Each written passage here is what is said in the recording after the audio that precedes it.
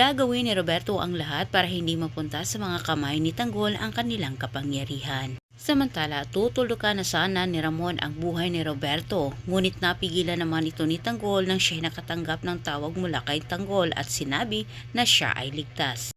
Sa puntong ito, nagmamadaling umatras ang mga tauhan ni Ramon, mga kaibigan ni Tanggol. Mapaniwala na sana ni Lucio itong si Roberto na wala itong si Tanggol, ngunit nang dahil sa tawag, narinig ito ni Roberto at nalaman na hindi nagtagumpay ang kanyang mga tauhan. Natutuwa itong si Ramon dahil ligtas itong si Tanggol, lalo na't lumabas ang resulta na malaki ang lamang ni Tanggol kay Miguelito. Sigurado na silang lahat na si Tanggol nga ang nanalo. Subalit pinagsabihan ni Tanggol ang kanyang mga kaibigan na hindi umano dapat silang magdiwang dahil wala pang kasiguraduhan ang pangyayari.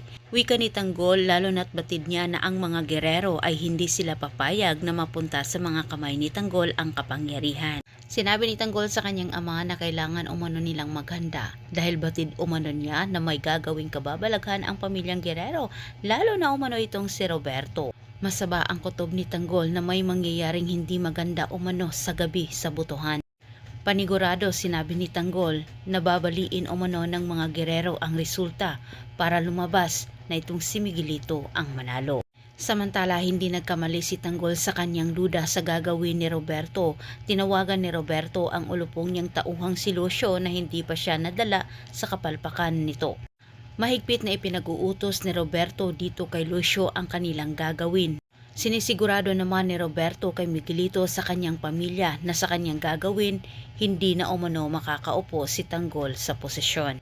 Ngunit paano naman ito magagawa ni Roberto? Ngayong bago pa siya nakapag-isip sa paraang ito, naunahan na siya ni Tanggol at si Ramon ay humingi ng tulong sa kanyang mga koneksyon.